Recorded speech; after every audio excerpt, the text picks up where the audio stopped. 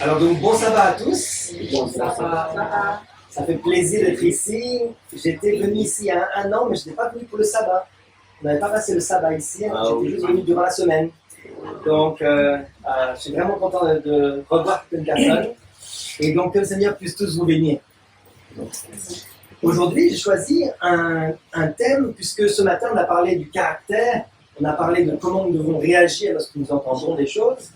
Et maintenant, on va parler de comment nous devons parler. Okay? Alors, j'ai trouvé cette image assez intéressante, assez drôle, je trouve. Hein? Je trouve qu'elle est drôle, n'est-ce pas? Hein? Avec une personne qui met une loupe devant sa bouche, on dirait qu'elle a une énorme bouche. Toute parole qui sort de la bouche. Et le texte clé qu'on va lire aujourd'hui se trouve dans Ecclésiaste 5, verset 1. Il y a beaucoup de sagesse dans l'Ecclésiaste. Il dit « Ne te presse pas d'ouvrir la bouche, et que ton cœur ne se hâte pas d'exprimer une parole devant Dieu, car Dieu est au ciel et toi sur la terre. Que tes paroles soient donc peu nombreuses. » Ça veut dire quoi ça, tous les enfants, que Dieu est au ciel et que nous on est sur la terre? Ça veut dire quoi? Qu'est-ce qui est le plus important? Le ciel ou la terre? Le ciel. Le ciel est bien plus important. Donc si on doit... Est-ce que c'est mieux de parler à Dieu ou d'écouter Dieu? C'est mieux d'écouter. Voilà. Parce que les paroles de Dieu sont bien plus importantes comme il est au ciel. Alors nous on est sur la terre, nous c'est rien du tout. Alors on doit être humble et écouter plutôt que de parler. Très souvent on a l'habitude de parler beaucoup. Alors nous sommes donc comme Dieu est notre Père, ça veut dire que quoi? Nous sommes quoi? Nous sommes des enfants. Des enfants. Hein? Nous sommes des enfants de Dieu. Dans 1 Jean 3, verset 2, il est dit « Bien-aimés, nous sommes maintenant enfants de Dieu. Et ce que nous serons n'a pas encore été manifesté. Mais nous savons que lorsque cela sera manifesté, nous serons semblables à lui parce que nous le verrons tel qu'il est. » Ça, c'est notre objectif. Aujourd'hui, nous sommes des enfants de Dieu, mais nous ne sommes pas forcément des bons enfants pour l'instant. Et ce que nous serons n'a pas encore été manifesté. Ça veut dire qu'on ne voit pas encore ce que nous devons être. Ce que nous devons être est bien supérieur à tout ce qu'on peut même imaginer. Et lorsque nous sommes enfants de Dieu, il y a des textes en particulier pour nous aider à devenir des meilleurs enfants de Dieu. Les textes en particulier qui nous aident au moment de la fin, c'est dans l'Apocalypse. Le dernier livre de la Bible nous aide à devenir semblables à qui?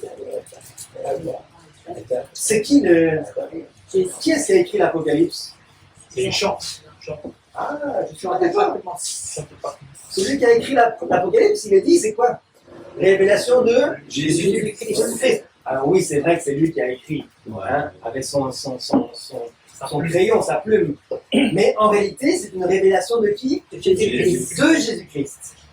Que Dieu lui a donné pour montrer à ses serviteurs les choses qui doivent arriver bientôt et qu'il a fait connaître par l'envoi de son ange à son serviteur Jean. Donc nous, on reçoit un message de Dieu qui a été envoyé à Jésus. Jésus a envoyé son ange, l'ange a envoyé Jean, et Jean a écrit. Donc plusieurs intermédiaires, jusqu'à ce que ça nous arrive. Mais le livre de l'Apocalypse, c'est un livre qui parle de qui? De Jésus. Tu as raison, exactement. C'est la révélation de Jésus, pour être plus comme Jésus. Pourquoi c'est si important de connaître Jésus, les plus grands? Pourquoi c'est si important de connaître Jésus? Parce que la vie éternelle est en lui. Exactement. Si on connaît Jésus, il est dit la vie éternelle, c'est qu'ils te connaissent. Oui. Toi, le seul vrai Dieu, et celui que tu as envoyé, Jésus-Christ. Donc, pour connaître Jésus, on doit lire l'Apocalypse. Et dans l'Apocalypse, il y a un message spécial que nous devons particulièrement donner au monde. Si on parle du message le plus important que nous devons donner au monde, où est-ce qu'on le trouve? Jean 3:16. Alors, dans l'Apocalypse. Non. Dans l'Apocalypse, on le trouve dans l'Apocalypse 14. Ouais. Hein, dans Témoignage, volume 8, donc ça n'existe pas en français, hein, c'est seulement en anglais. Témoignage, volume 8, page 27, il dit « Le message de Apocalypse 14 est le message que nous devons donner au monde, c'est le pain de vie pour les derniers jours. » Voilà le message particulier que nous devons donner au monde lors de la fin. Et Avec ce pain de vie, le passage continue, il dit des millions d'êtres humains périssent dans l'ignorance et l'iniquité. Mais beaucoup de ceux à qui Dieu a confié les sources de la vie regardent ces âmes avec indifférence lorsqu'on voit des gens qui meurent aujourd'hui. Beaucoup oublient qu'il leur a été confié le pain de vie afin de le donner à ceux qui désirent le salut. Donc il y a une chose que nous devons parler, une chose que nous devons dire. On doit parler peu, mais ça on doit le dire. Qu'est-ce qu'on doit dire au monde? On doit donner quel message? Le message d'Apocalypse 14. Alors, qu'est-ce que c'est que le message d'Apocalypse 14? Quelle portion du chapitre 14 est-ce que nous devons proclamer au monde, particulièrement? Toujours un livre de Sir White en anglais, il dit la totalité du 14e chapitre d'Apocalypse devrait être bien étudiée par le peuple de Dieu. On devrait le connaître très bien, le 14e chapitre. Alors, de quoi est-ce qu'il parle pour les adultes? Est-ce que vous savez de quoi parle Apocalypse chapitre 14? Alors oui. Le message des trois anges. Exactement. C'est le message des trois anges. Ça commence d'abord avec la révélation d'un peuple spécial. Apocalypse 14, verset 1. Il dit, je regardais, et voici, l'agneau se tenait sur la montagne de Sion, et avec lui 144 000 personnes qui avaient son nom et le nom de son père écrit sur leur front. Alors, ce thème-là des 144 000, il y a eu beaucoup de controverses là-dessus. Il y a des gens qui sont même dégoûtés parce qu'ils ont tellement entendu parler des 144 000, ils sont confus, ils ne veulent même plus en entendre parler. Il y a tellement de controverses. Moi, j'aimerais bien qu'on étudie un petit peu ce groupe de personnes et les caractéristiques de ce groupe. Parce qu'il est dit qu'ils avaient quoi sur leur front? Le nom de son père. Le nom du Père et son nom, c'est-à-dire à Jésus, parce que c'est la révélation de Jésus. Donc le nom de Jésus et le nom du Père écrit sur leur front. Rappelez-vous que le nom de quelqu'un, ça a une grande signification. À l'époque d'Abraham, il s'appelait d'abord Abraham, puis son nom a été changé. Hein? Isaac aussi, son nom a été appelé Israël. Donc, Jacob, merci. Jacob a été appelé Israël. Donc, le nom a vraiment une signification. Ça joue un rôle dans la vie de quelqu'un. Même pour chacun d'entre vous. Vous avez tous un nom. N'est-ce pas? Si je vous appelle juste toi là-bas, là, est-ce que vous allez vous sentir est-ce que vous allez vous sentir bien? Ou si je vous donne un numéro, tiens, la troisième personne, toi, je vais t'appeler numéro 3. Est-ce que tu mais c'est pas mon nom ça, tu m'appelles pas numéro 3. Donc le nom, notre nom, est très important. Alors, le nom, les 144 000 ont le nom de Jésus et le nom de son Père écrit sur le front. Ça signifie quelque chose à propos de leur caractère. Et les 144 000, il est dit, verset 4, ce sont ceux qui ne se sont pas souillés avec des femmes, car ils sont vierges. Ils suivent l'agneau partout où il va. Ils ont été rachetés d'entre les hommes comme des prémices pour Dieu et pour l'agneau. Donc, ce groupe de personnes-là, c'est des gens qui forment la génération juste avant le retour de Jésus.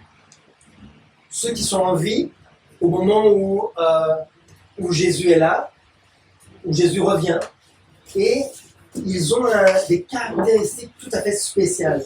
Il est dit qu'ils ne se sont pas souillés avec des femmes, et ils suivent l'agneau partout où il va. Voilà pourquoi ils ont le caractère de Jésus. Ils ont un caractère tout à fait spécial. Alors, ces gens-là sont un petit peu, puisqu'ils viennent juste avant la venue de Jésus, ces gens-là sont un petit peu comme Enoch. Vous connaissez Enoch? Est-ce que tu connais Enoch? Ouais. Tu te rappelles qui c'est Enoch? C'est un monsieur, un des pionniers dans la Bible, un monsieur qui était tellement fidèle à Dieu que Dieu finalement a choisi de l'emmener au ciel. Un des rares qui a pu aller au ciel. Voilà, le premier, et il y en a seulement eu 3. 3 qui sont au ciel. d'après en tout cas, on les connaît par leur nom, et puis après, il y a aussi les prémices. Mais en tout cas, donc, Enoch était le premier, et il est dit dans Hébreux 11, verset 5, il dit, c'est par la foi qu'Enoch fut enlevé, pour qu'il ne vit point la mort, et qu'il ne parut plus, parce que Dieu l'avait enlevé. Car avant son enlèvement, il avait reçu le témoignage qu'il était agréable à Dieu. Alors Enoch était quelqu'un de très spécial. Puisque nous voulons nous aussi monter au ciel. Nous voulons être des enfants de Dieu et monter au ciel. Qu'est-ce que nous devons apprendre de la vie d'Enoch pour pouvoir aller au ciel? La machine. Il a marché avec Dieu. Regardez ce qu'il dit dans Patriarche et Prophète. Il dit, Dieu ne permit point que tomba sous les coups de la mort un homme qui vivait dans une union aussi étroite avec le ciel. Voilà le secret. Voilà le secret du succès. Voilà la raison pour laquelle Enoch est monté au ciel, parce qu'il marchait avec Dieu étroitement. Hein, il était un avec lui. Le passage continue, il est dit, la piété de ce prophète représente l'état de sainteté qui sera exigé de ceux qui vivront lors du second avènement de Jésus-Christ et qui seront rachetés de la terre. Et ensuite, Sir White cite le verset d'Apocalypse 14, verset 3, qui concerne les 144 000. Ce sera également une époque d'iniquité généralisée. Donc, si on regarde bien, Apocalypse 14, verset 3, ça parle des 144 000, et c'est l'état de sainteté dans lequel les 144 000 devront être avant le retour de Jésus. La même chose qu'Enoch. Ils doivent vivre de la même manière qu'Enoch. Alors pourquoi c'est si important ce sujet-là aujourd'hui? Pourquoi c'est si important la perfection chrétienne? Pourquoi est-ce qu'il faut être parfait? Parfait. Parce qu'on vit dans un moment vraiment difficile. Donc, Le chapitre d'Apocalypse 14 nous parle du caractère des 144 000 et nous donne 3 messages. Dans les commentaires bibliques adventistes, Sir White écrit « Christ vient pour la seconde fois avec puissance afin de sauver. Il a envoyé les messages des premiers, deuxième et troisième anges afin de préparer les êtres humains à cet événement. » Quel événement? Le retour de Jésus. Donc les 3 messages angéliques, c'est pour préparer son peuple au retour de Jésus. Ces anges représentent ceux qui reçoivent la vérité et présentent l'évangile au monde avec puissance. Voilà qui sont les représentants des messages des 3 anges. Et alors, qui est-ce qui accompagne les 144 000? Jésus, ouais. Voilà, c'est l'agneau. Et l'agneau, on le sait, qui est l'agneau? Lorsque voilà, Jean-Baptiste a vu, il vit Jésus venant à lui, il a dit, voici l'agneau de Dieu. Donc, Jésus va accompagner les 144 000, tandis qu'il prêche le message des 3 anges. Dans Apocalypse 14, verset 4, il est dit que ces 144 000, ce sont ceux qui ne sont pas souillés avec des femmes, car ils sont vierges, mais ils suivent l'agneau partout où il va. Et Jésus avance. Hein? Lorsqu'il donne des messages, le message des 3 anges, il avance. D'abord, il a donné le premier, puis il avance, il donne le deuxième, puis il avance, il donne le troisième. Et ceux qui vont avancer dans ces messages-là sont ceux qui vont marcher avec Jésus. Si vous passez du temps avec quelqu'un, qu'est-ce qui se passe? Si vous aimez quelqu'un, vous êtes marié depuis 40 ans, est-ce que vous aimez être séparé de la personne? Non. Si on aime quelqu'un, on veut passer du temps avec lui. N'est-ce pas? On veut passer du temps. Alors, dans Ré Minéral, il est dit, Sir Rowan dit, efforçons-nous avec toute la puissance que Dieu nous donne de faire partie des 144 000. On doit marcher avec Jésus, faire des efforts pour arriver à suivre l'agneau partout où il va. En tout cas, il y a l'exemple d'Enoch. Alors, exactement. Et donc, le problème principal que nous avons à vaincre, nous, aujourd'hui, c'est pas la connaissance. Nous avons la connaissance. Notre problème, c'est notre caractère. Dans 1 Jean 3, verset 2, il est dit, bien-aimés, nous sommes maintenant, Des enfants de Dieu. nous sommes enfants de Dieu. Nous sommes frères et sœurs de l'Église, nous sommes membres d'Église, nous avons été baptisés, nous sommes enfants de Dieu. Mais ce que nous serons n'a pas encore été manifesté. Et nous savons mais que lorsque cela sera manifesté, nous serons semblables à lui parce que nous le verrons tel qu'il est. Quiconque a cette espérance en lui se purifie. Comme lui est. Voilà la mission que nous avons aujourd'hui. Une mission de purification, une mission de sanctification, une mission de transformation. Parce que nous ne sommes pas encore semblables à Jésus. Celui qui est comme Jésus peut lever la main, je crois que personne ne va lever la main. Donc, dans les manuscrits, ça aurait été écrit en 1903, ce passage d'Apocalypse 14, 1 à 5, décrit le caractère du peuple de Dieu pour ce dernier jour. C'est ça le problème. Alors, le caractère, comment est-ce qu'on peut identifier notre caractère? Est-ce que c'est seulement un nom? Parce que les 144 000 ont le nom de Jésus et le nom du Père. Est-ce que le nom seul est important? Non.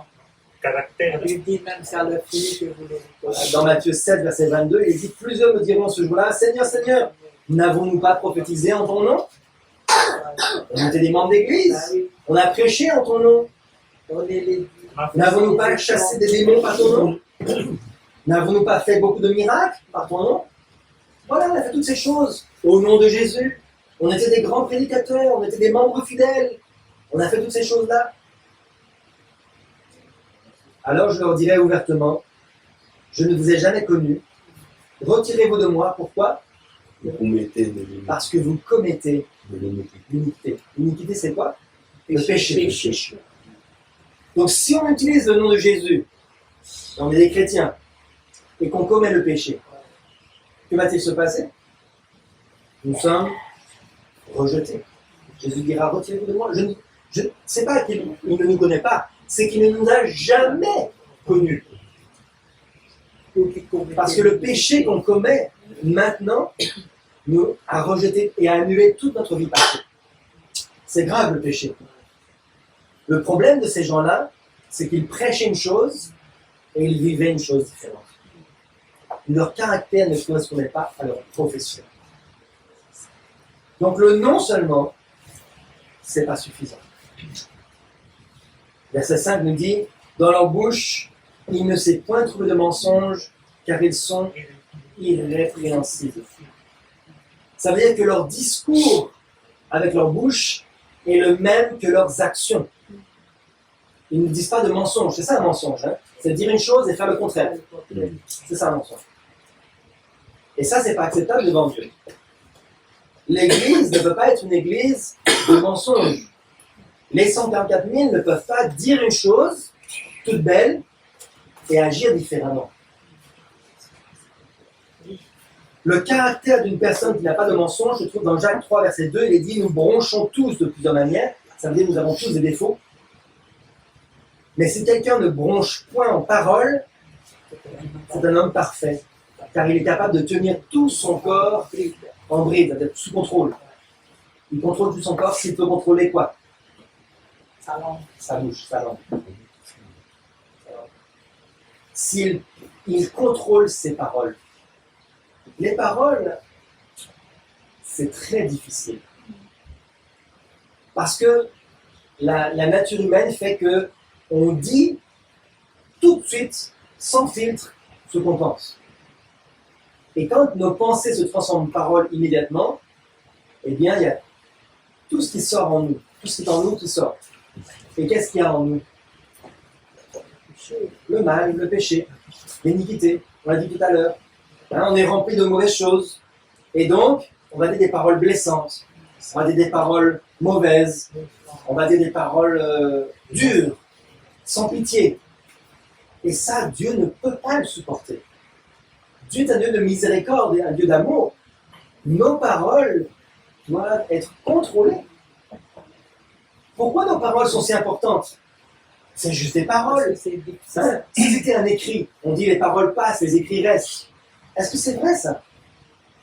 Matthieu 12, verset 37, il est dit, car par tes paroles tu seras justifié et par tes paroles, tu seras condamné. Lorsqu'on prononce des paroles en pensant que ça n'a pas de conséquences, qu'est-ce qui se passe dans le ciel? Quelqu'un, un ange, écrit tout ce qui se passe dans le livre du souvenir, dans le livre de vie, dans le livre des péchés. Hein, il écrit tout ce qu'on a dit. Nos paroles peuvent nous justifier ou nous condamner. Parce qu'en fait, le problème, d'où viennent les paroles? Hein, je ne vais pas tout lire les versets, mais les paroles viennent du cœur. Il dit c'est de l'abondance du cœur que la bouche parle. Donc le problème de nos paroles, c'est que ça montre ce qu'il y a dans notre cœur. Dans le livre de Jésus-Christ, page 313, il est dit « Cet avertissement du Christ au sujet du péché contre les esprits fut accompagné d'une mise en garde contre les paroles vaines et inutiles. Les paroles traduisent les sentiments du cœur. » Donc, il y a deux degrés de paroles. Il y a le péché contre le Saint-Esprit, c'est vraiment très grave. C'est lorsque le péché contre le Saint-Esprit, c'est lorsque nous disons quelque chose alors que nous sommes persuadés du contraire. Nous savons que c'est le bien et nous accusons ça d'être le mal. Ou bien le contraire, nous savons que c'est le mal et nous disons que c'est le bien. Alors que nous en sommes convaincus. Dire le contraire de notre conscience. Jusqu'à un tel point où nous le répétons tellement que nous le croyons nous-mêmes.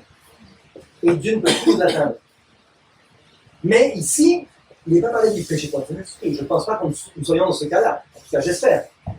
Ici, il est parlé des paroles vaines et inutiles. C'est ça qui blesse. C'est ça qui blesse beaucoup. Les paroles ont un effet. Toujours dans Jésus-Christ, page 313, le passage continue, elle dit non seulement les paroles révèlent le caractère, mais aussi elles réagissent sur le caractère. Qu'est-ce qui se passe? C'est que combien de bouches est-ce que nous avons? Chacun d'entre nous, on a combien de bouches? Une seule. Une seule. Combien d'oreilles est-ce qu'on a? Deux. Dieu nous a créés, hein, on a une bouche et deux oreilles. Ça veut dire que Dieu nous a créés pour parler un petit peu et pour écouter beaucoup. On devrait beaucoup plus écouter que parler. Et lorsqu'on parle beaucoup, nos paroles rebondissent sur les murs autour de nous, elles nous reviennent à nos oreilles et on les entend. Et lorsqu'on entend nos paroles, elles réagissent sur notre caractère. Je continue, il est dit, regardez, les hommes subissent l'influence de leurs propres paroles. Il leur arrive souvent, momentanément influencés par Satan, d'exprimer des sentiments d'envie et de médisance, sans même y croire. Mais ces expressions exercent une action sur leurs pensées. Trompés par leurs propres paroles, ils en viennent à croire ce qu'ils ont dit à l'instigation de Satan. Puis, après avoir exprimé une opinion ou une décision, ils sont trop fiers pour se rétracter. Et ils font tant et si bien pour prouver qu'ils ont raison qu'ils finissent par le croire. Ça, c'est dangereux. Lorsqu'on exprime du mécontentement, une opinion ou une décision, « Ah, ce frère, cette sœur, elle est toujours comme ça, il ne fait que ça. » Et on dit ça. Et on n'y croit pas vraiment. Parce que c'est pas vrai qu'une personne n'agit que comme ça.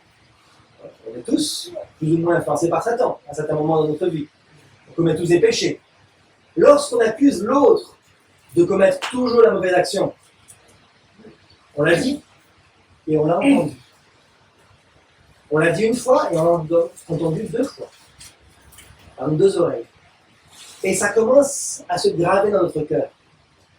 Et maintenant qu'on l'a dit, on est trop fiers pour se rétracter, pour changer d'opinion, pour pardonner à notre frère ou notre sœur.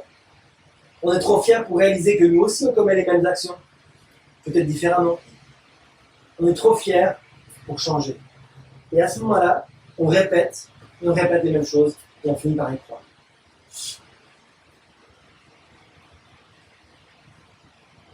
Lorsqu'il y a des problèmes,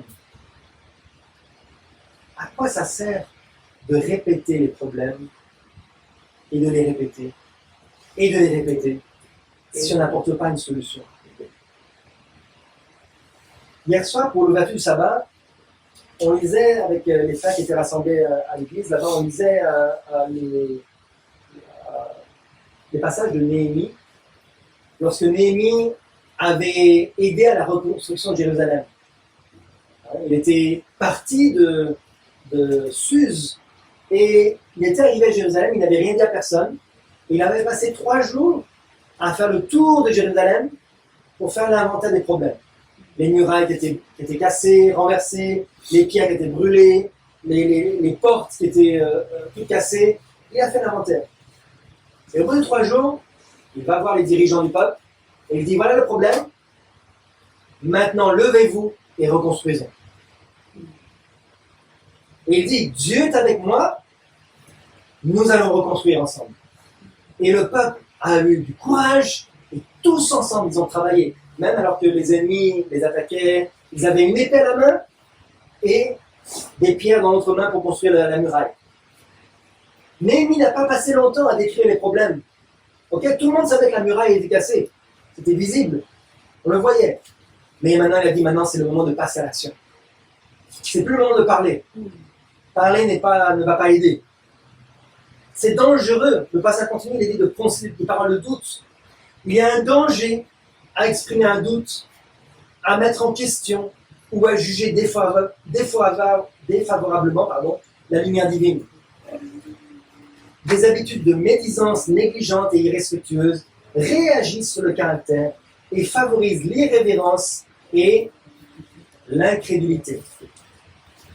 En cultivant ces habitudes, sans se rendre compte du danger, plus d'un homme a fini par critiquer et rejeter l'œuvre du Saint-Esprit. Et ça, c'est le péché contre le Saint-Esprit. Quand on rejette l'Esprit Saint. Pourquoi est-ce qu'ils ont rejeté l'Esprit Saint? Parce que tout doucement, régulièrement, ils rejetaient, ils critiquaient, ils accusaient, ils mettaient en doute, la médisance. Et le caractère petit à petit s'habituait à critiquer. Vous savez, il y a des familles qui sont comme ça. Moi, je connais une famille, lorsqu'ils rentraient de l'église, pendant le trajet, ils avaient peut-être 1 heure de trajet, et une fois rentrés à la maison, ils parlaient avec les enfants, ils disaient, alors, qu'est-ce qui était de mauvais à l'église? Qu'est-ce que vous n'avez pas aimé? Et ils faisaient la liste de tous les problèmes. Cette sœur-là n'était pas habillée correctement. Ce frère-là était irrespectueux. Le chant, on ne le connaissait même pas. Et ils font toute la liste de tous les sujets, tous les problèmes, toutes les choses qui n'allaient pas. Et puis ça se passait chaque sabbat. Et qu'est-ce que vous pensez que s'est passé dans cette famille? Où sont les enfants? À force de critiquer, d'entendre l'esprit de critique, chaque fois que les enfants venaient à l'église, maintenant ils regardaient tous les problèmes. C'était une habitude, parce qu'ils savaient qu'en voiture et rentrer chez nous, on allait parler des problèmes. Donc, chaque fois, ils regardaient tous les soucis, tous les problèmes. Et ces enfants-là, aujourd'hui, il y en a seulement 1 sur les 4 qui restait à l'église. C'est grave. Parce que les autres regardaient les problèmes. Alors oui, si on regarde les problèmes, on a des problèmes, hein. On en a tous. Hein. Si on regarde le péché, comme je disais il y a quelques temps, si on pointe du doigt quelqu'un pour montrer les péchés, qu'est-ce qui se passe? On a un doigt qui pointe vers les autres, et combien qui pointent vers nous? On a 3 qui pointent vers nous. Parce qu'on a 3 fois plus de problèmes que les autres. Si vous pensez que les autres sont les problèmes, c'est vous le problème. N'est-ce pas? Quand on accuse les autres. On disait dans la leçon ce matin, si nous trouvons des problèmes, c'est qu'en réalité, si nous jugeons les autres durement, c'est parce que nous-mêmes, nous avons peur d'être jugés. Alors, quel genre de paroles les 144 000 vont prononcer lorsqu'ils annoncent le message des 3 anges? Dans Proverbe 16, verset 24, il nous dit « Les paroles agréables sont un rayon de miel, douces pour l'âme et salutaire. À Montréal, il y a une sœur, maintenant elle a déménagé, mais je me rappelle qu'elle avait toujours une parole agréable à dire. Toujours un mot d'encouragement, quelque chose de gentil, un compliment sincère. Vous voyez, c'était sincère, ce n'est pas artificiel. Hein? Vraiment un compliment. Elle trouvait le meilleur chez les gens. Et ça, c'est tellement encourageant. Quand les paroles qui sortent de la bouche de quelqu'un sont des belles paroles, qui vont être encourageantes, au lieu d'être des paroles dures, sévères de jugement. Alors, donc, nous, en tant que on veut faire partie du peuple de Dieu, des 134 000, si maintenant nous sommes provoqués, quelqu'un nous dit des mauvaises paroles, comment est-ce qu'on doit réagir? Qu'est-ce qu'on doit faire si nous sommes provoqués? Dans le journal Gospel Herald, Sir White écrivait « Nous devons garder le cœur avec toute diligence, car de lui viennent les sources de la vie.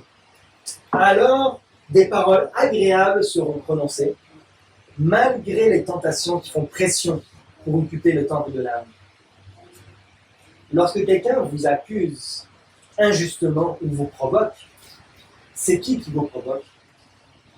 Est-ce que c'est la personne? D'où viennent les paroles? Oui, c'est Satan.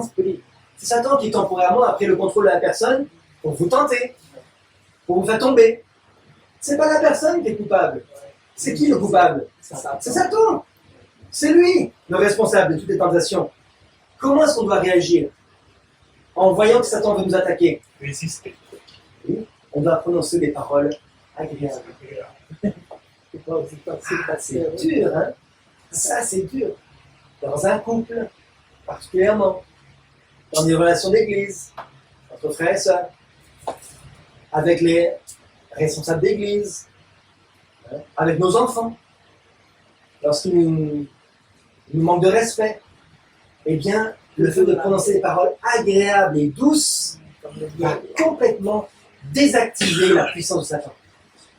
Satan ne peut pas réagir lorsqu'on parle avec l'Esprit Saint. L'Esprit Saint chasse les mauvais esprits.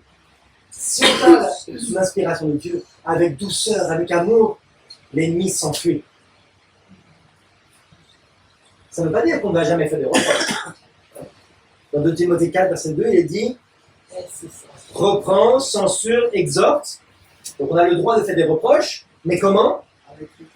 Avec toute douceur et en instruisant, en expliquant pourquoi. Frère, sœur, tu m'as accusé. Tu te trompes, tu sais. C'était pas ça. Tu as peut-être mal compris la situation. C'était pas mon intention. Voilà, peut-être que effectivement, c'est ça qui s'est passé, mais tu n'as pas réalisé. Et donc, on a le droit de faire des reproches. Mais avec douceur, avec sagesse, avec l'Esprit de Dieu et en instruisant. Et voilà comment les choses peuvent être résolues dans l'Église. Voilà comment nous pouvons désactiver la puissance de Satan. Voilà comment nous pouvons empêcher les paroles dures d'être prononcées. Il est dit dans Proverbe 9, verset 8, « Ne reprends pas le moqueur de crainte qu'il nous te haïsse, mais reprends le sage et il t'aimera. » Donc si en face de nous, la personne nous accuse en tant moqueuse, eh bien, on ne va pas essayer de corriger la personne. Pour l'instant, Satan a pris le contrôle de cette personne-là temporairement. On va prier, on va dire des paroles douces. Voilà. Mais si quelqu'un est dans l'église, qu'il veut progresser, qu'il veut honnêtement s'améliorer, alors là, je peux m'adresser à lui pour faire un reproche. Frères et sœurs, moi j'ai toujours dit, si vous venez me voir, que vous avez quelque chose à me dire, dites-le moi. Si vous ne le dites pas, vous êtes coupable. Parce que j'ai péché et vous ne me l'avez pas dit.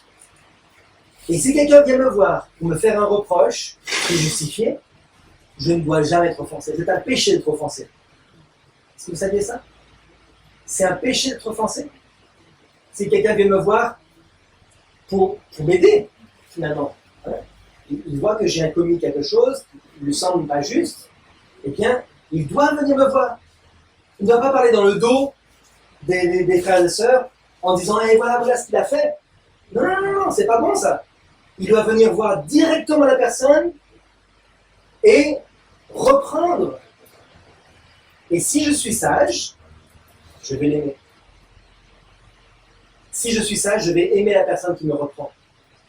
Par contre, si je suis fou, là, je vais me moquer, je vais le rejeter, je vais m'offenser, je vais me vexer et je vais quitter l'église. Vous comprenez? Si je suis sage, je vais aimer la personne qui me reprend, si elle me reprend avec bonté et douceur. Voilà comment on doit agir dans l'église.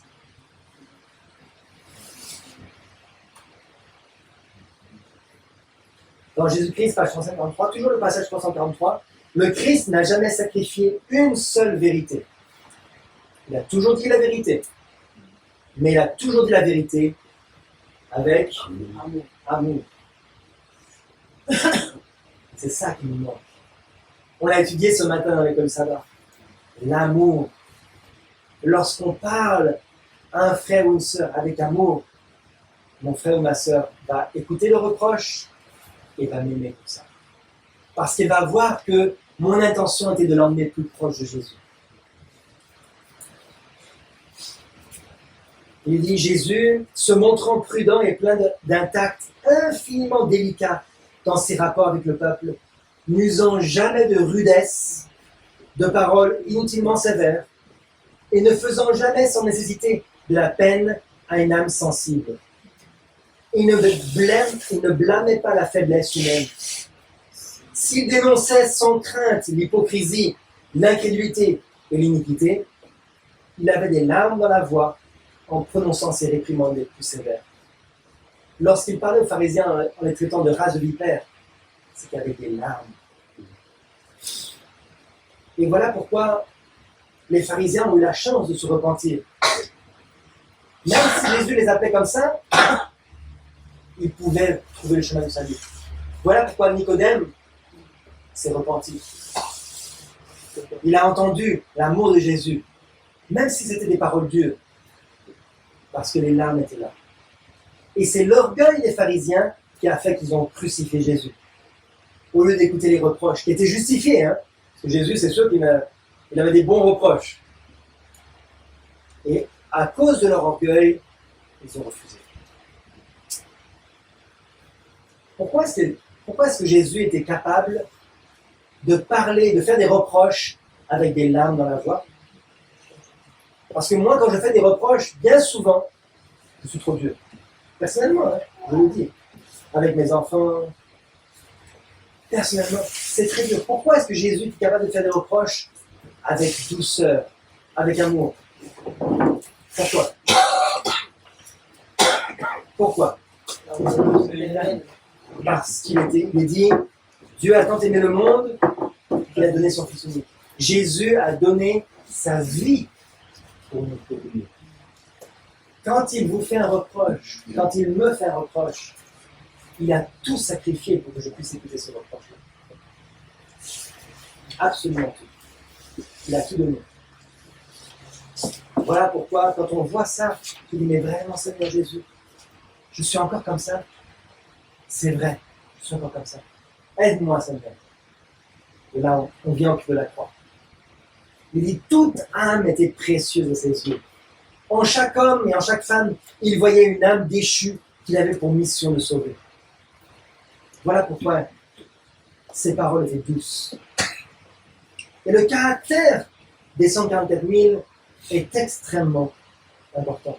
Dans Proverbe 4, verset 23, il est dit « Garde ton cœur plus que toute autre chose, car de lui viennent les sources de la vie. » Alors, on ne peut pas avoir le nom de chrétien si nous n'avons pas le comportement de chrétien.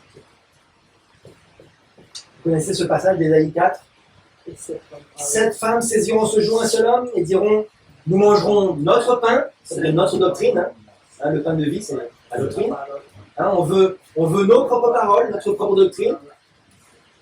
Nous mangerons notre pain, nous nous vêtirons de nos habits, ça veut dire notre propre justice. Mais fais-nous seulement porter ton nom. On veut être appelé chrétien, ou adventiste, ou réformateur. On veut juste le nom, mais on veut vivre différemment de Jésus. Non, frères et sœurs. Nous devons avoir le nom de qui sur notre front? Jésus. Le nom de Jésus et le nom du Père. Ça veut dire que nous devons nous comporter comment? Comme Jésus et comme son Père. Il dit l'homme ne vit pas de pain seulement, mais l'homme vit de tout ce qui sort de la bouche de l'Éternel. Le pain, c'est quelque chose qui soutient la vie. Lorsqu'on mange du pain lors du repas, c'est la vie, ça soutient la vie. Nous devons être soutenus dans notre vie par Jésus-Christ. Jésus lui disait, je suis le pain de vie, celui qui vient à moi n'aura jamais faim, et celui qui croit en moi n'aura jamais soif. Donc, il existe, de toute évidence, une classe de personnes qui se réclament du nom de chrétien, tout en maintenant leur vie spirituelle autrement que par la parole de Dieu. Ils ne basent pas leur vie sur les Écritures, ils basent leur vie sur ce qui leur fait plaisir. Ça, c'est grave. Lorsque Jésus écrivait à cette église, en particulier l'église de Sardes, il disait « Je sais que tu passes pour être vivant et que tu es mort. » Donc, il est possible d'être un membre d'église et d'être mort.